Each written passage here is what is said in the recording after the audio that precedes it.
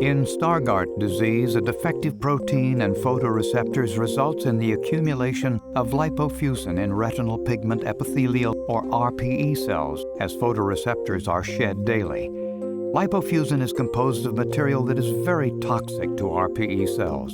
The RPE cells become engorged with this toxic material and over time begin to shrink and die. Since RPE cells are important for the survival of photoreceptors, when RPE cells are lost, so too are the photoreceptors that lie directly above them, and this leads to blindness. If you were a patient with Stargardt's disease and you were looking at my face, if we were early in the disease course, my face might appear quite blurry and my features may not be recognizable, whereas the peripheral parts of the retina would be perfectly okay. In later courses of the disease, where you're actually losing a lot of cells in the macular region, my face would be entirely black. Again, peripheral parts of the retina would be fine. In order to see my face, patients would typically look slightly askew so that my face falls on parts of the retina that are not affected by the Stargardt's gene.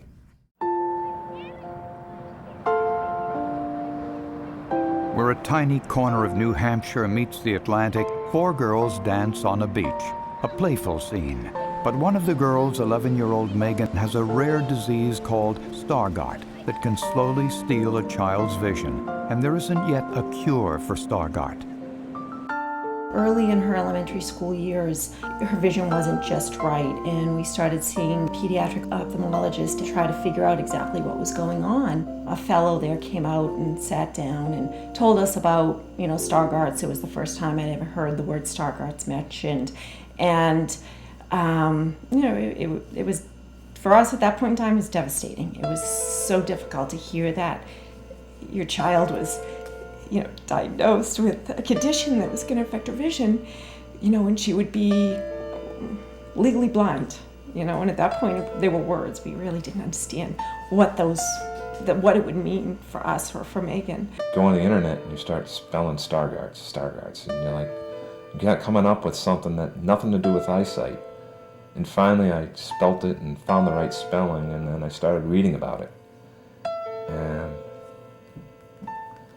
I then woke up my wife and told her what I found, and we had a good cry together. When Megan was diagnosed, her eyesight was 20/50. It has rapidly deteriorated to 20/200.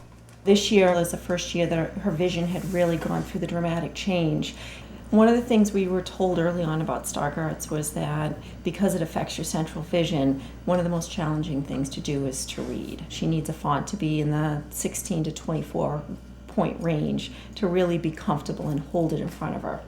The toughest thing about having Stargardt's is that you can't see exactly everything that everybody else can see. Everybody else can see little details on people's clothes, and I can't see what they're seeing. Vision-enhancing devices help Megan to succeed in her normal mainstream class. We have been able to get her prism glasses that when she puts them on, she can read down to a 0.3 size font. And that's something that she's getting used to now, that we have a tool that can help her get past it. We've made some minor accommodations, but overall she's adjusted to it.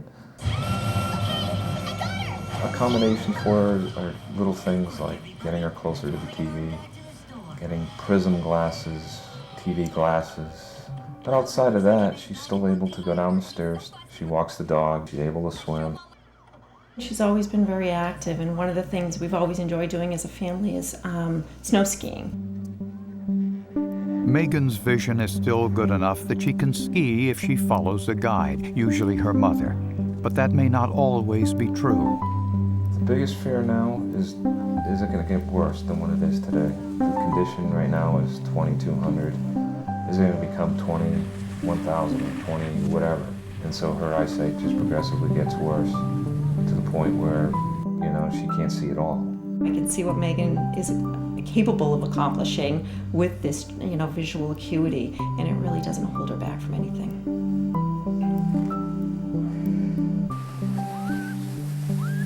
My life with Stargardt's is no different than it was before. You're just the same as your friends. No big difference.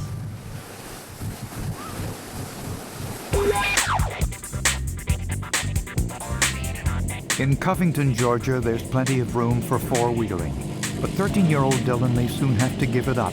Stargardt has left him legally blind. They do cancel each other out.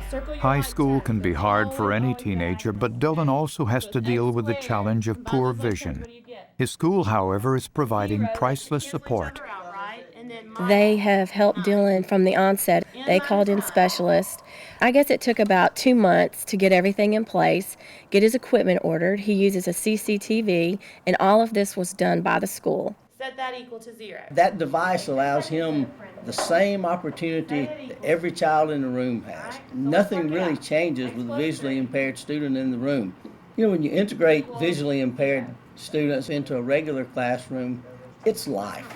And so having a student like Dylan in the room is just the real world, and everybody, Dylan and every child and the teacher and the principal, are much better for that having happened. All right. The school also provides an aid for Dylan that enables him to keep up with his classmates without slowing the class. If Dylan struggles with something, I help him at that time, just kind of quietly, while the teacher just goes about her business. He's having success in the classroom. Academically, he's capable of doing everything. When I'm sitting in class, if I don't use my machine, my CCTV to see the board, I can't, it all just looks like a blur and I can't see nothing. At least 4. My CCTV helps me a lot. It's really easy for me to read. It just blows it up on that screen. I can zoom in how close I want to, zoom out to find things around the classroom. Dylan's compact closed-circuit TV camera can reveal everything from the blackboard to the cutest girl in the room, a capability that Dylan quickly learned. Make sure that you're getting to everything. The state provides a specialist who comes in to work with Dylan once a week to make sure he's using his assistive technology and vision-enhancing equipment properly. This builds Dylan's skills and allows him to function to the best of his ability. Usually the biggest hurdle that our high school students that are visually impaired generally find is social, and how to answer questions that students would have, and how to be an advocate for yourself so that you don't have teachers speaking for you. That is a hurdle that Dylan is doing very well with, and I think he's going to be able to improve with as he gets older. She's cool. She helps me out. She tries to cheer me up about it, make me think positive about it, and think about all the things I can do. Step 3 is once It's pretty embarrassing using my machine sometimes because kids like to make fun of me and stuff about it, even though I can't help it. But they still like to pick on me about it just because they don't understand why I have to use it. There's kids that always make negative, comments to him and ask him if he can see different things. It's basically picking on him, but I've tried to teach him to have a thick skin and just deal with it. Dylan has now become legally blind, and this happened over a 2-year period, since 2 years when he was diagnosed. It has gotten worse. It's increased since 7th grade a lot, but towards the end of 8th grade, it started staying the same. I was getting used to know what I can and can't see and stuff like that. My favorite thing to do is go fishing. It's fun. And I love fishing with my dad and my brother. There is a genetic component to Stargardt, for it affects Dylan's older brother, Colby, as well. Colby was diagnosed with Stargardt's disease about 1.5 years after Dylan. He came to us and told us, I think I may have what Dylan has. Colby's is not as progressed as Dylan's. Colby's still able to drive. He does not have to use special equipment currently, but I think he looks at his brother and says, is this going to be me in 6 months from now or 1 year from now? Because there's no way to really predict how fast this will progress. There can be varying degrees of Stargardt's in its expression, particularly if you consider the way the disease is inherited. Dominant forms of Stargardt's, which are extremely rare, have a very rapid progression of disease. The recessive form, which is much more common, also can be quite variable even within the same family. Today is Dylan's 14th birthday. Even amid the partying, Stargardt is never far from his family's thoughts. I was afraid it was going to be very devastating for us, but things have worked out very well for us, and I think it's made us stronger and brought us together as a family. Dylan leads a full and fulfilling life thanks to the support of his family and his school. Their hope is that one day there will be a cure. Bruce and I both tell him, and always have, that we're not going to tell him there's anything he can't do. We'll be there by his side to help him do whatever he needs to do, and that we'll find a way. We'll find a way to make it happen. Crystal is 49 years old. She was diagnosed with Stargardt in the 3rd grade when her teacher told her parents that she had cried in class because she had trouble seeing the blackboard. Her mother took her to an ophthalmologist. When they flip those little things, does it look better this way or does it look better that way? All she could see was the big E. Then the ophthalmologist said to me, she will not go totally blind, which was kind of a shock because I just thought she needed glasses. Another shock. Soon thereafter, Crystal's brother was also found to have Stargardt disease. When we learned that there was a genetic composition to it, that both Wayne and I were carriers of it, I remember the two of us talking about it and crying about it, actually, because we felt that we loved each other a great deal, and then that love and our marriage couldn't be wrong. I'd say the hardest time dealing with Stargardt probably was middle school and high school. A few times I was picked on. I never went on dates in high school. I was open to talking about my vision loss, but yet I was very quiet, and so people didn't think I was approachable. So when I went to college, I decided that I would let people know that it was okay to ask me about it.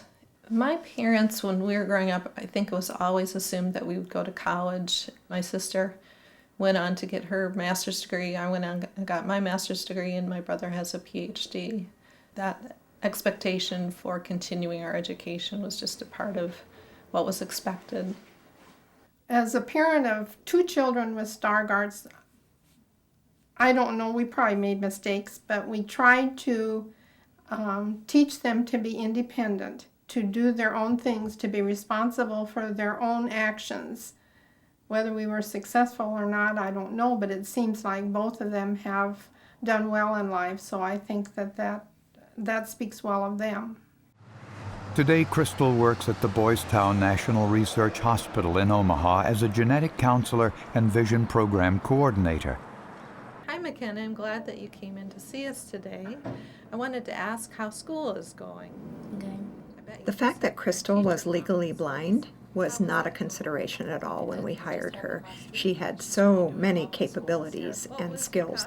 Crystal has been an outstanding employee from day one. She's seen as a terrific colleague who is knowledgeable, who's a great educator around here, and also serves as a role model for families. This is just to do some access. After graduate school, Crystal learned to use Braille for note-taking and making presentations.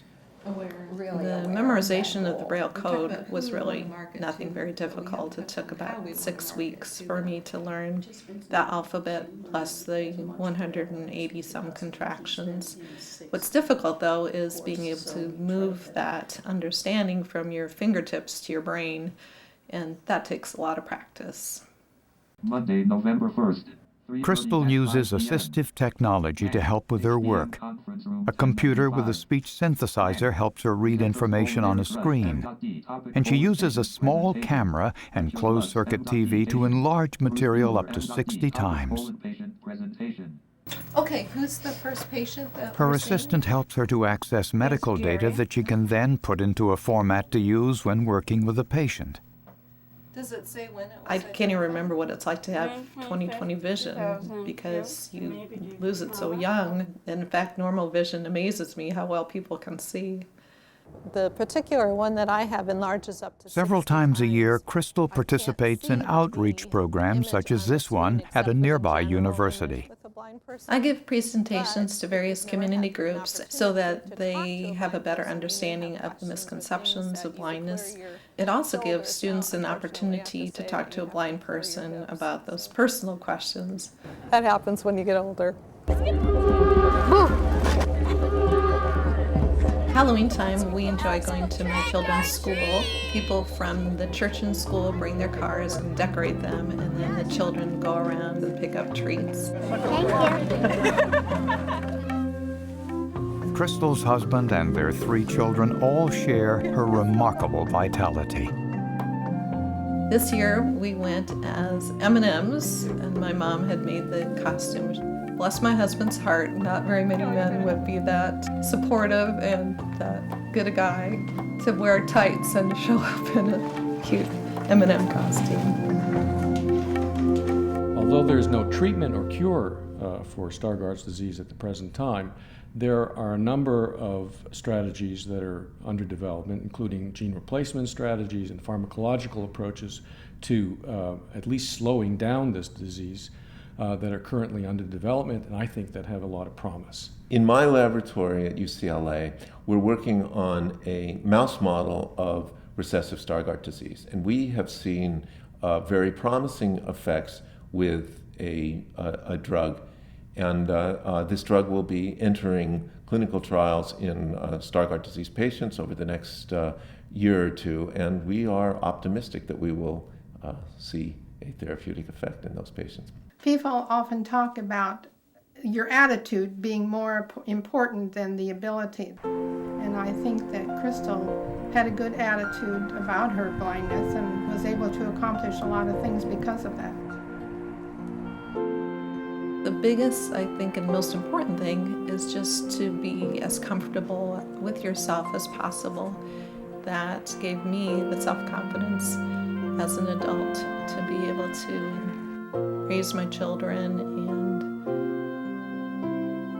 have a normal, happy life.